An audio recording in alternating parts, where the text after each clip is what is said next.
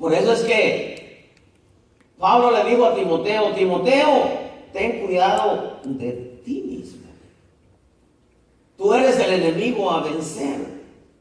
Y luego le dice: y de la enseñanza.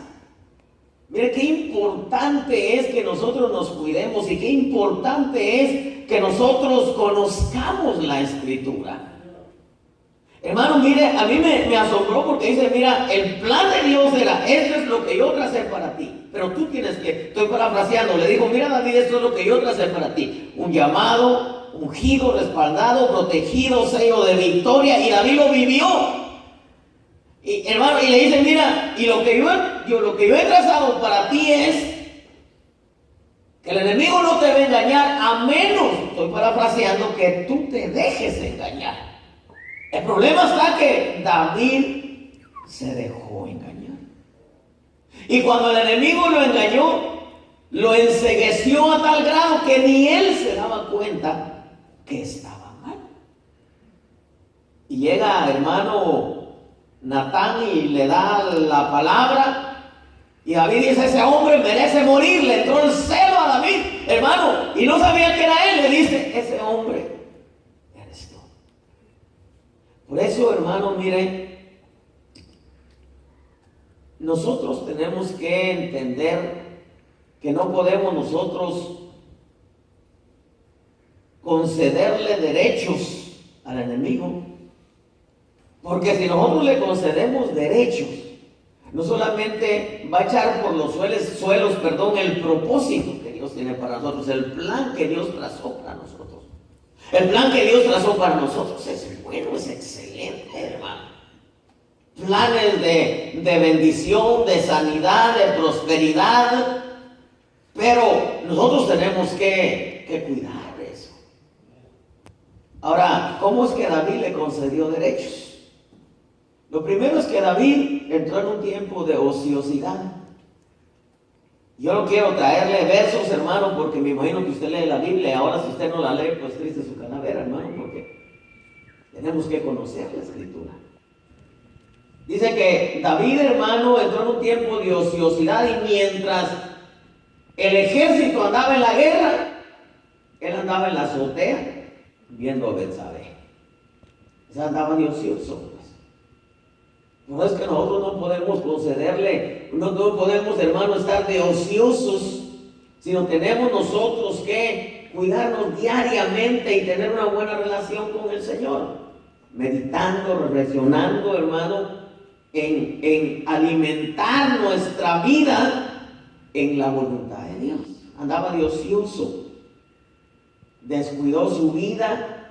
Por eso es que nosotros no podemos ni estar ociosos físicamente ni mentalmente, porque una mente ociosa es una mente terreno predilecto del enemigo, una mente que no está ocupada meditando en la ley de Jehová. Por eso dice que hay que meditar de día y de noche. Una mente, hermano, que está de ociosa es un terreno que el enemigo viene, la toma y la maneja a su antojo. David estaba de ocioso y el enemigo le empezó a meter visiones de la Betsabé, hermano, y David se empezó a olvidar de quién era él, cuál era el propósito de Dios. Y se sabe que al final adulteró, y en ese momento le concedió derechos al enemigo. Sumado a eso, mire, porque a veces, ¿cómo se le conceden derechos al enemigo? Cuando empezamos nosotros a hacer cosas que Dios nos dice que no las hagamos. Por ejemplo, usted súmele a la lista, hermano, y yo solamente anoté unas. Miren, David adulteró, David mintió, David planeó el mal. Usted sabe que planeó cómo matar a Urías. David no fue honesto, no fue sincero. David mató, traicionó, fue injusto, pagó mal por bien. Y ahí póngale usted, hermano, Haga una lista, hermano, y yo le aseguro que va a ser una lista de cosas que el enemigo dijo: yo tengo derecho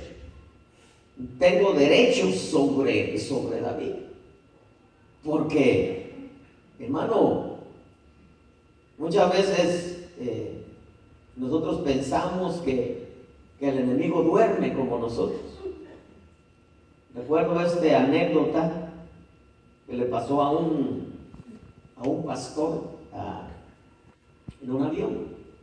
Dice que iban en el avión y pasó la hermosa y pasó con los, en aquel tiempo antes daban comida, ahora no, ahora dan puros cacahuates o algunos chetos, pero antes daban comida. Bueno, usted agarraba un vuelo de aquí a México y le daban su buen plato de comida.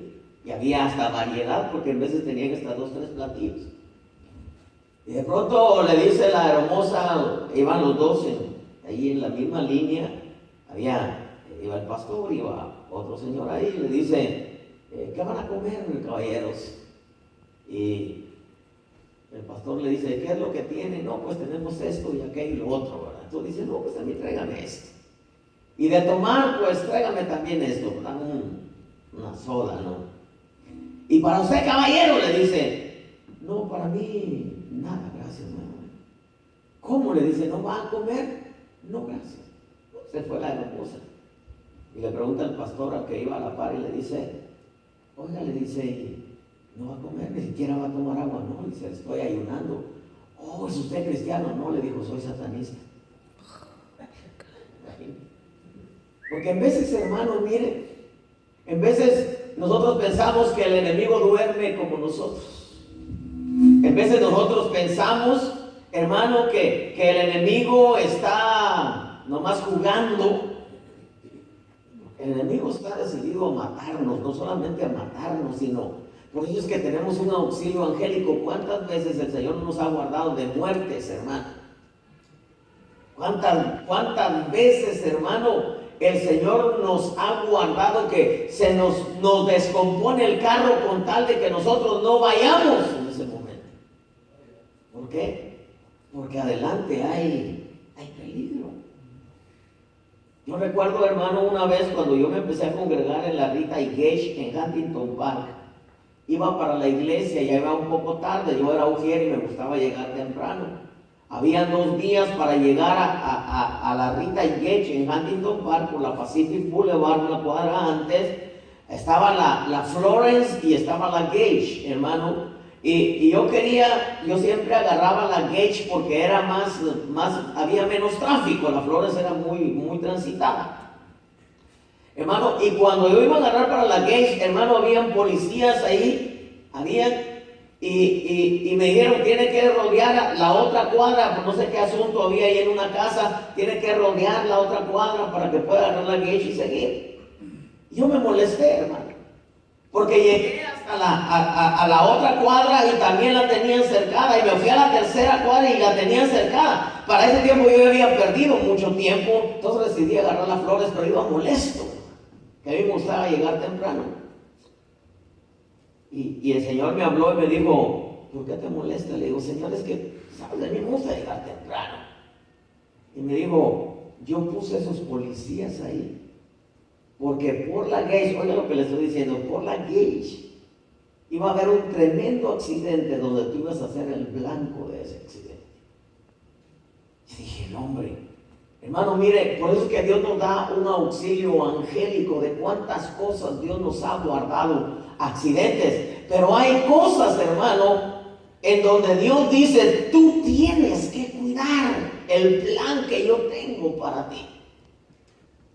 Aquí, hermano, David, dentro del plan de Dios, dice: el enemigo no lo engañará, y lo engañó, lo encegueció. A tal grado, hermano, que David le concedió derechos al enemigo para que el enemigo viniera y hiciera estragos en su vida. Por eso es que, mire, yo le quiero hablar y le voy a poner solamente 5 ejemplos de 5 hombres que tenían, hermano, un propósito precioso de parte de Dios. pero no supieron cuidarlo. Y aunque no se perdieron, su fin no fue muy bueno. El caso de Adán. Adán, hermano, un huerto solo para él y su familia, porque nacieron cantidad de hijos allí dentro del huerto. La estructura de los Adanes, y no quiero entrar en detalles de eso, pero de pronto, hermano, Eva, su mujer, aunque no se llamaba Eva dentro del huerto, Eva se llamó fuera del huerto, dentro del huerto se llamó Adán también, y los llamó, usted lea, dice, y creó pues el Señor hombre y mujer, y los llamó Adán, porque era la estructura de los Adanes.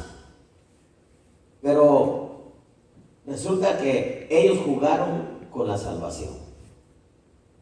No se pusieron a pensar, hermano, que ese huerto era para ellos por la eternidad. Un huerto donde se comía no por hambre, sino se comía por deleite. Donde se descansaba no por cansancio, sino se descansaba por deleite. Donde nacían los hijos y nacían sin dolor. Donde, hermano, todos los animales hablaban, porque para que Adán pudiera señorear sobre ellos, tenía que hablar. La muestra es el perico. Otra muestra es la burra de Balaam, ¿verdad? Que habló. No fue Dios quien habló a través de ella, fue la burra. Pero claro, traía un mensaje de parte de Dios.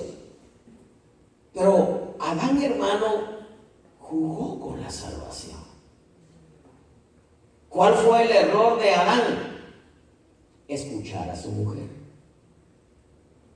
Y entonces, hermano, yo me puse a pensar, mire, Dios le dice, mira, por cuanto escuchaste a tu mujer. Y entonces yo me puse a pensar, Dios, hermano, tiene propósitos bonitos para nosotros. ¿Qué sucedió con Adán? Fue echado del huerto. Hermano, ya no había aquella abundancia, sino eran espinos y abrojos los que producían. Espinos y abrojos, hermano. Toda aquella abundancia del huerto, aquella paz, aquella seguridad, aquella protección del huerto, se le quitó. ¿Por qué? Porque no se puso a pensar que había que cuidar lo que Dios había puesto en sus manos. Por eso, hermano, mire, nosotros tenemos que ser muy sabios, tenemos que caminar con entendimiento, porque este camino, hermano, mire, es como una línea que Dios trazó, hermano, en donde no nos permite ni siquiera ni a diestra ni a siniestra. Lo que Dios está diciendo, como le dijeron a Moisés, mira, guarda todos los mandamientos que Moisés, mi siervo, guarda toda la ley, le dijo. No te desvíes ni a derecha ni a izquierda, le dijo, sino mira, es un camino. Esa ley no te permite hacerte ni a derecha ni a izquierda. Esa ley es un camino trazado, le dice, porque entonces tendrás éxito. Hermano, mire, Adán, por ejemplo, tenía el huerto. En veces, mire, tenemos todo de parte de Dios y por no cuidarlo, por no cuidar nuestra vida, por no cuidar el propósito, por no entender que el enemigo, hermano, mire, lo que quiere es echar a perder el propósito de Dios. Fíjate que Dios tiene propósitos para con nosotros. El enemigo sabe que si llega a desviarte, a torcerte, a enceguecerte, el enemigo echó a perder el propósito. Él no creas que tiene, aunque ha dicho que lo que quiere es matarte, él no tiene tanta intención en eso, porque él sabe que te mueres, te vas con Cristo. Él lo que quiere es el propósito que Dios tiene para ti. Eso es lo que él quiere echar a perder, hermano. Y busca la manera. Y si alguien nos conoce bien, en vez de decirnos que Dios conoce nuestro corazón, sí, pero el enemigo también lo conoce, hermano.